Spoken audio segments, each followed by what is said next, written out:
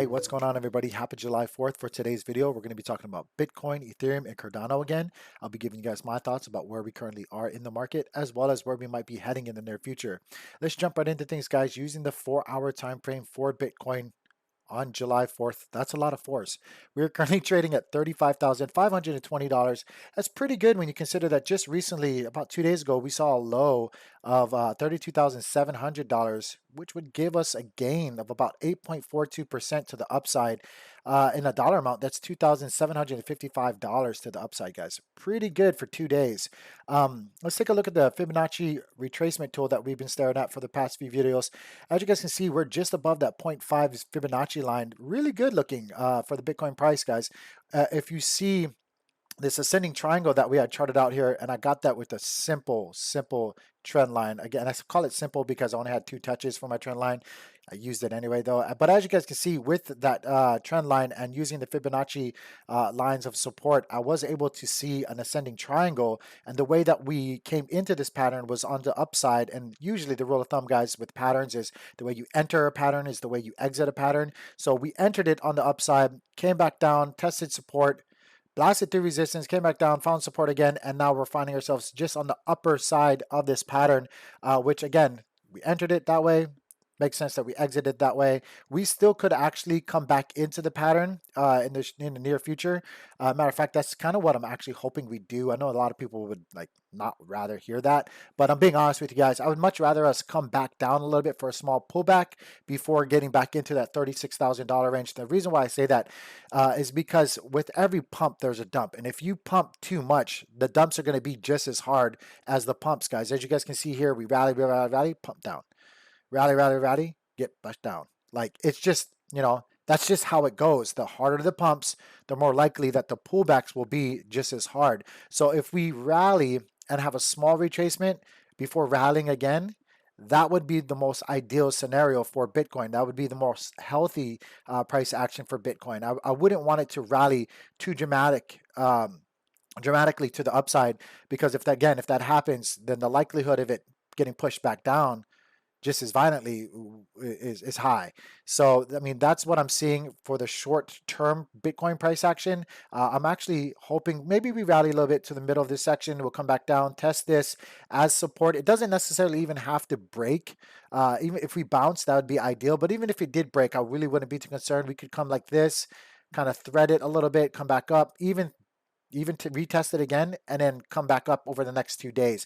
I think that would be the most ideal thing for Bitcoin. Just kind of go sideways a little bit, give it some air, let it catch a second wind, and then make the next push up to that $37,000 range before doing the same thing again, before going sideways, kind of maintaining ourselves, sustaining ourselves, and then slowly push back up into that $39,000, $41,000 range that's been tested so much and been actually been showing us as resistance, really strong resistance recently.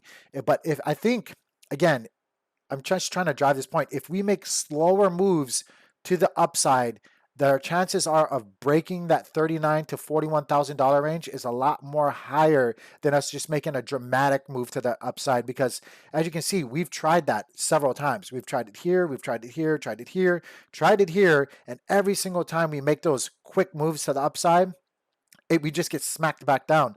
So I would much rather us see, I don't want to call it stair stepping, but more a gradual step climb to the upside where we can actually lay foundations of support before we keep making those moves to the upside. But that's what I'm seeing for Bitcoin. Let's move on to Ethereum, guys. Ethereum looking really good. Again, just over that 0.5 Fibonacci line on the Fibonacci retracement tool.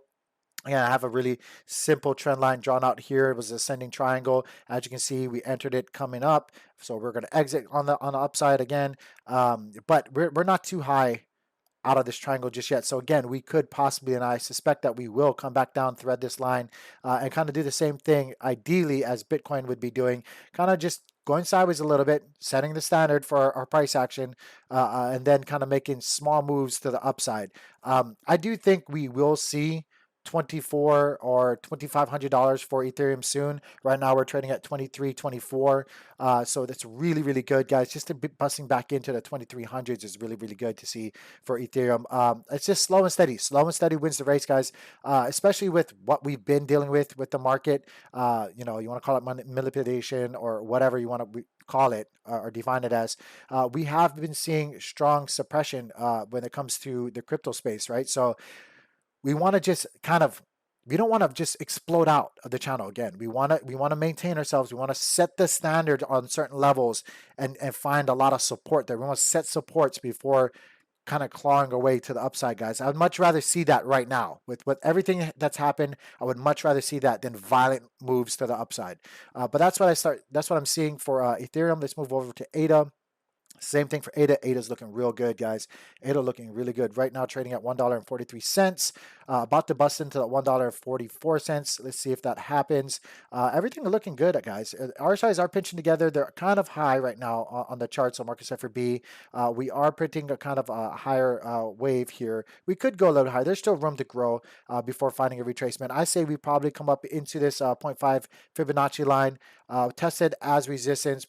More than likely, we'll probably get rejected and go sideways here. Not get violently struck back down, but just kind of go sideways after testing it as resistance.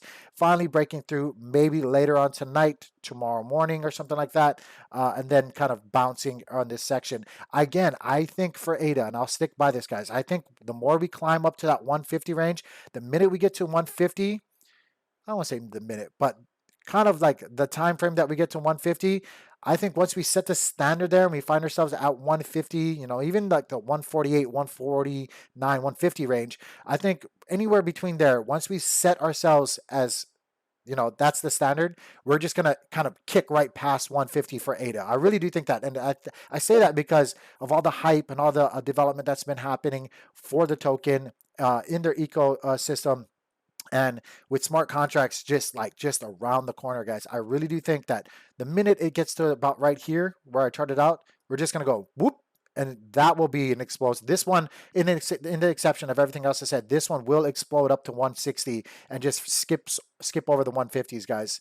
That's what I see happening for ADA, though. Let's go quickly over to what's going on in the crypto news space. If you can see here, this recently. I just pulled this up in the past 5 minutes. These are the top 3 articles that I saw. This is from CNBC. Here's what cryptocurrencies will look like in the next 50 years, according to experts. I'm going to kind of like just briefly touch on bullet points on this because I don't want to bore you guys too much. But basically, it's just experts giving their opinion about the longevity of the crypto space. And the first thing that you see here on the bullet point is getting harder to imagine the future without cryptocurrency. So I'm glad they're finally opening up their eyes and admitting to it that this isn't going to go away. No matter what naysayers say, guys, cryptocurrencies is not going away. Let's go down here and see what they said. Frederick Kaufman, author of Money Plot, says this here, way before 2071, the dollar will have more in common with crypto than with gold or silver. I believe that's 100% true, 1000% true. I'm not going to even go on to that. But just taking his quote there, that's bullish, guys. Real good bullish news. Dan Egan, I think that's how you say his name, Vice President of Behavioral Finance and Investing at Betterment, says cryptocurrencies like Bitcoin have proven themselves useful for money movement and speculation, and they're unlikely to go away. Again, just a bullish comment, guys. Just a really, really good bullish comment. If you guys don't know, this is a senator here, but let's go ahead and stick to the story. I don't think I'm going to get this name right. Dragan Boskovic, founder, I'm saying that wrong, so forgive me, founder and director of Blockchain Research Lab at Arizona State University. Central bank authorities are busy developing regulations on cryptocurrency. They recognize that digital currencies are native to the digital economy and as such are on their way to becoming mainstream in the next 10 years. Bullish, super bullish. Barbara Roper, sorry, I decided a while back that I'm too old for this issue. It's that was a good way to end that. Totally didn't see that coming. Let's move on to the Yahoo piece of news. Elon Musk is losing power over crypto community after his latest tweets failed to boost Dogecoin or Bitcoin. So again, guys, you know, I have my opinions. I made a whole thing about Elon Musk and whatnot, but like, good. This is good. Elon, you keep playing with people, and this is what happens. Eventually, people realize and who you really are.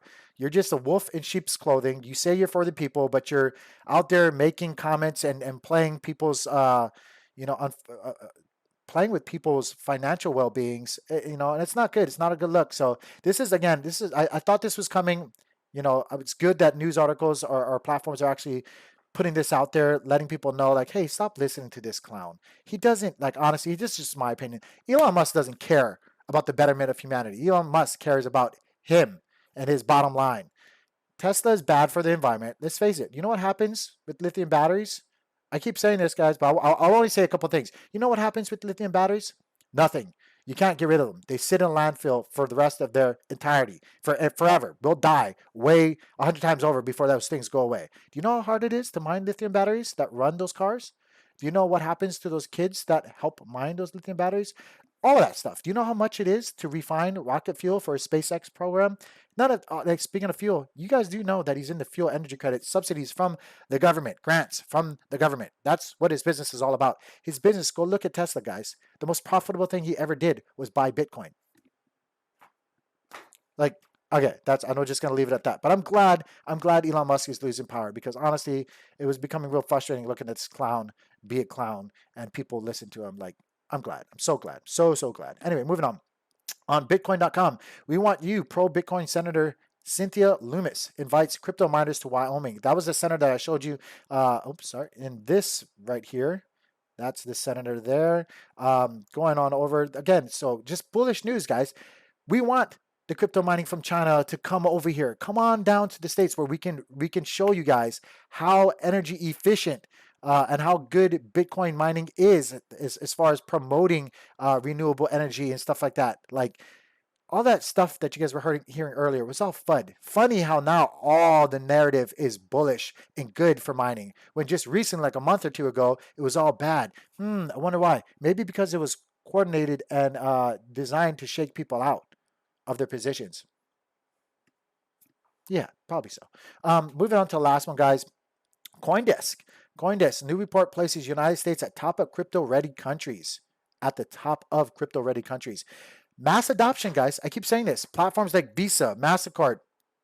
Let's just stick with that. I don't know if MasterCard. Visa, PayPal, even what's the other payment system? Venmo. Venmo now offering it, guys. So many different platforms are now putting cryptocurrency on their platforms or adopting it for their clients. It's gonna be mainstream. Like the last article said, next 10 years, guys, everybody will know what Bitcoin, Ethereum, ADA is. Everybody will. Everybody. What do you think happens with the price? What do you think happens with your assets and your investments once that happens, guys? They're playing the long game. You should too. Why do you think these companies are getting into it and putting it on their platforms? Because they're playing the long game too. Do what they do. Don't listen to what they say. Watch what they do. Do what the whales do. Swim with the whales. Don't swim against it. But anyway, guys, that's what's going on in the crypto space. That's what's going on in the charts. It is July 4th. I hope you guys are enjoying it with your family. Take some time off. You don't always have to look at the charts.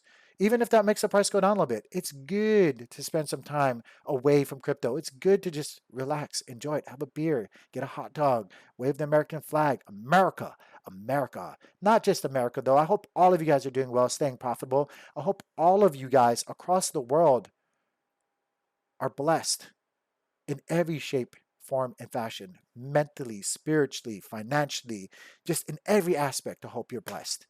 Please don't over leverage. Don't overextend yourself. Practice proper risk management. God bless. Peace.